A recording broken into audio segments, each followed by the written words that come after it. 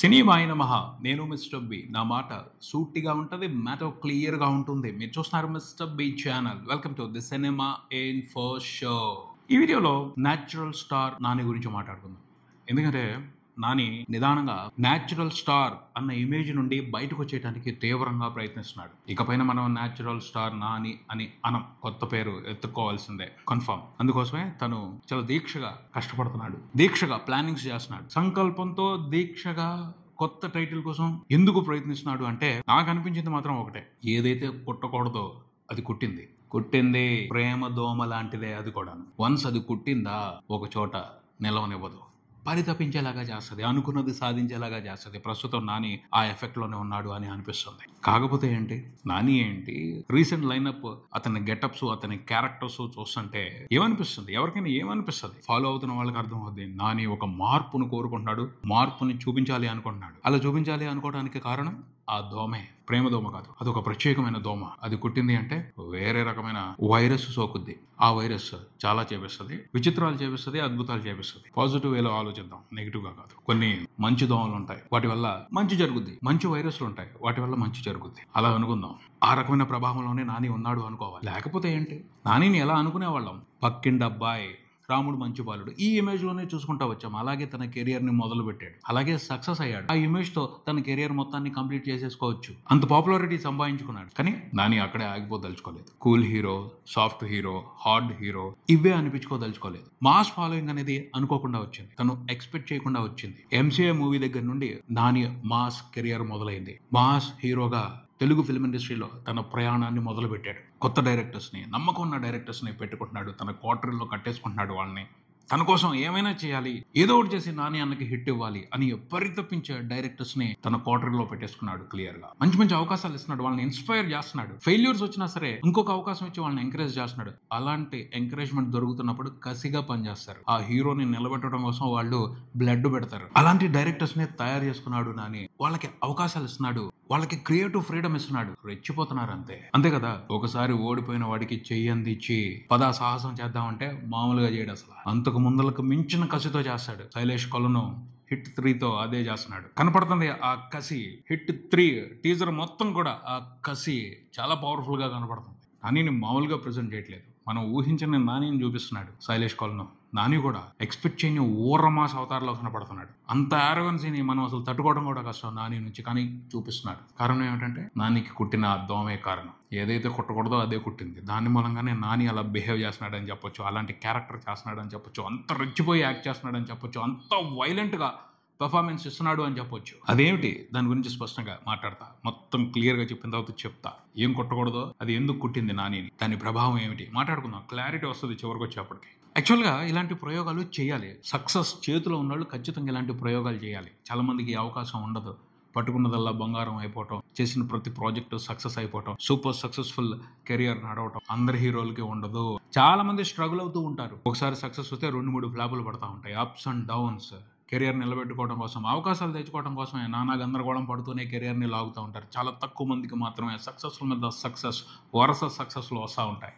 నాని ఆ పొజిషన్లో ఉన్నాడు. అలాంటి పొజిషన్లో ఉన్న వాళ్ళు అవకాశం తీసుకోవాలి, ప్రయోగాలు చేయడం కోసం, వాళ్ళని వాళ్ళు సరికొత్తగా ఆవిష్కరించుకోవడం కోసం ఛాన్సులు తీసుకోవాలి. నటుడన్న ప్రతి ఒక్కడికి అలాంటిది ఉండాలి. అలాంటి అవకాశం అందరికీ దొరకట్లేదు, చెప్తున్నాం కదా. ఈ సక్సెస్ ఫెయిల్యూర్ గేమ్లో చాలా మంది పడి నలిగిపోతూనే ఉంటారు. నలగకుండా హ్యాపీగా జర్నీని సాగించే వాళ్ళు కొంతమంది ఉంటారు. నాని వాళ్ళల్లో ఒకడు ప్రస్తుతానికి. అందుకని అతను ఛాన్సులు తీసుకుంటున్నాడు కొత్తగా చేయడానికి. తన ఇమేజ్ని ఒక చోటకి పరిమితం చేసుకోకూడదు అని ముందుకు వెళ్తున్నాడు. Soft hero, cool hero, hard hero, family mass hero, tough hero ఇలాంటిది కాదు. ఇంతకు మించి మోర్ కావాలి నాకు, ఇంతకంటే విపరీతంగా నా నుంచి ఎక్స్పెక్ట్ చేయాలి ఆడియన్స్, ఇంతకు మించిన గొప్ప ఇమేజ్ నాకు కావాలి అని నాని ఆలోచిస్తున్నాడు. అందుకనే డిఫరెంట్గా ఆలోచిస్తున్నాడు, డిఫరెంట్ రోల్స్ చేస్తున్నాడు అని చెప్పొచ్చు. ది ప్యారడైజ్ శ్రీకాంత్ ఓదెల డైరెక్షన్లో నాని చేస్తున్న నెక్స్ట్ ఫిలిం. ఆ సినిమాలో నాని గెటప్ చూసి అందరూ అవాక్ అయ్యారు. అవాక్ చేశాడు. చాలా పచ్చిగా ఉంది నిజంగా చెప్పాలి అంటే. మాస్ అంటున్నారు కానీ మాస్ కాదు, అది పచ్చిగా ఉంది. రా నానిని చూస్తున్నాను, ఓ కొత్త నానిని చూపిస్తున్నాడు శ్రీకాంత్ ఓదెల. అంటే శ్రీకాంత్ ఓదెలకి ఆ ఫ్రీడమ్ ఇచ్చాడు నాని. రాసుకురా ఎలాంటి క్యారెక్టర్ అయినా సరే నేను చేస్తా అని. వివచ్చంగా ఉంది అసలు ఆ క్యారెక్టర్. శ్రీకాంత్ ఓదెల ఈసారి కూడా దసరా మూవీలో మాదిరి క్యారెక్టరైజేషన్ తోనే ఆడబోతున్నాడు, మాస్ గేమ్ అని అర్థం అవుతుంది. ఆ గ్లిమ్స్ చూస్తే కేక్ ఉంది, అసలు మామూలు ఎమోషన్ అవ్వలేదు, గట్టిగా ఇచ్చాడు. కాకుల బ్యాక్ డ్రాప్ వదిలిపెట్టట్లేదు. Telangana film makers, Telangana creators కాకుల్ని వదిలిపెట్టట్లేదు. కాకుల సెంటిమెంట్ చాలా బలంగా అయిపోయింది. ఈసారి అయితే కత్తులు పట్టిన కాకుల్ని చూపెట్టబోతున్నాడు శ్రీకాంత్ ఓదెల వాళ్ళందరికీ. ఆ కాకులన్నిటికీ ఒక లీడర్. ఆ లీడర్ జడలు, ఆ లీడర్ గెటప్ మాత్రం చాలా ఇంట్రెస్టింగ్గా ఉంది. నేను శ్రీకాంత్ ఓదెల ఈ గెటప్ని ఏదైనా చైనా సినిమా నుండి ఇన్స్పైర్ అయ్యి ప్రిపేర్ చేశాడేమో అనుకున్నాను, కానీ తన సొంత భావోద్వేగం నుండి ఆ క్యారెక్టర్ని రూపొందించాడు అని చెప్పుకొచ్చాడు. సర్ప్రైజింగ్ గా అనిపించింది. ఒరిజినాలిటీలోకి వెళ్ళి మనం ఎక్స్పీరియన్స్ చేసిన ఎమోషన్ ని పట్టుకుని కథలు రాస్తే బీభత్సం జరుగుద్ది, స్క్రీన్ మీద బీభత్సం జరుగుద్ది. శ్రీకాంత్ ఓదెల అది చేస్తున్నాడు, అది నాకు బాగా నచ్చింది. తన పర్సనల్ ఎక్స్పీరియన్స్ నుంచి, తన పర్సనల్ ఎమోషన్ నుండి ఒక క్యారెక్టరైజేషన్ తయారు చేసి ఆ క్యారెక్టరైజేషన్ కి డీటెయిల్స్ పెట్టి రచ్చ చేయడానికి రెడీ అవుతున్నాడు అంటే మనం ఖచ్చితంగా డిఫరెంట్ ఎక్స్పీరియన్స్ ని ఎంజాయ్ చేయడానికి రెడీ అయిపోవాల్సిందే. నాని క్యారెక్టర్ చూస్తానికి చాలా గమ్మత్తుగా ఉంది. షర్ట్ లేకుండా 2 జళ్ళు వేసుకుని అదిరిపోయింది అసలు. ఆ గెటప్ మొత్తం కూడా ఊహించని విధంగా ఉంది. ఎవరు ఊహించలేదు అసలు ఇలాంటి క్యారెక్టర్లో నాని కనిపిస్తాడు అని. సర్ప్రైజ్ చేసి పారేశాడు. ఆ జల్లు ఎందుకు వేసుకున్నాడు అనే దానికి శ్రీకాంత్ ఓదెల ఎక్స్ప్లెనేషన్ ఇచ్చాడు. చిన్నప్పుడు వాళ్ళ అమ్మ కూడా శ్రీకాంత్ ఓదెలకి 5వ తరగతి వచ్చేంత వరకు జల్లేసి స్కూల్కి పంపించేదట. చాలా మందికి ఉండేది. 80s లో చాలా మంది పిల్లలకి ఈ పరిస్థితి ఉండేది. తిరుపతి వెంకన్న స్వామికి మొక్కేసుకునేవాళ్ళు 5 ఏళ్ల వరకు, 6 ఏళ్ల వరకు, 7 ఏళ్ల వరకు అని. అప్పటి వరకు జుట్టు కత్తిరించకుండా జుట్టుని వీలైనంత పెంచి జల్లేసి రిబ్బన్లు కట్టి పూలు పెట్టేవాళ్ళు కూడా. కొంతమంది పూలు పెట్టేవాళ్ళు, పూలు పెట్టి స్కూల్కి పంపించేవాళ్ళు, బయట తిప్పేవాళ్ళు, సినిమాలకు తీసుకెళ్లేవాళ్ళు. ఉండేది. ఆ కల్చర్ ఉంది. ఇప్పుడు మానేశారు కానీ 80s లో బాగా ఉండేది. ఎర్లీ 90s లో కూడా ఉందేమో. అబ్బాయిలకి జల్లేసి రిబ్బన్లు కట్టి పూలు పెట్టి ముచ్చట తీర్చుకునేవాళ్ళు, భలే ముచ్చట తీర్చుకునేవాళ్ళు. సో దాని నుంచి ఇన్స్పైర్ అయ్యి దానికి 2 జల్లు వేసి ఒక మాస్ బిల్డప్ ఇచ్చి బాగా తయారు చేశాడు శ్రీకాంత్ ఓదెల. నచ్చింది. ఈ సినిమాతో కూడా వాళ్ళు బీభత్సం చేయబోతున్నారు అని అర్థమవుతుంది. ఒక మంచి అటెన్షన్ తీసుకున్నారు గ్లిమ్స్ తోనే. తెలుగు ఆడియన్సే కాదు, హిందీ ఆడియన్స్, ఇంకా వేరే లాంగ్వేజెస్ లో ఉన్న ఆడియన్స్ కూడా ఆ గ్లిమ్స్ చూసి సర్ప్రైజ్ అయ్యారు. ఈ సినిమాతో real pan India image Nani తీసుకుంటే బాగుంటుంది. ఎందుకంటే సబ్జెక్ట్ లో దమ్ము కనపడుతుంది. ఒక కొత్త వరల్డ్ ని ప్రిపేర్ చేస్తున్నారు. డీటెయిలింగ్స్ అదిరిపోయినాయి. కేజీఎఫ్ మాదిరి బీభత్సం చేయడానికి అవకాశం ఉంది. కేజీఎఫ్ ఇన్స్పిరేషన్ ఉంది, అందులో అనుమానం లేదు. కన్ఫర్మ్ కేజీఎఫ్ లో రాకీ బాయ్ మాదిరి నాని క్యారెక్టర్ ని ఈ సినిమాలో ప్రొజెక్ట్ చేయబోతున్నారు. అది ఇవ్వాల్సిన సాలిడ్ ఇంపాక్ట్ ఇచ్చింది అంటే మాత్రం నానికి పాన్ ఇండియా ఇమేజ్ మొదలవుద్ది ది ప్యారడైజ్ మూవీతో.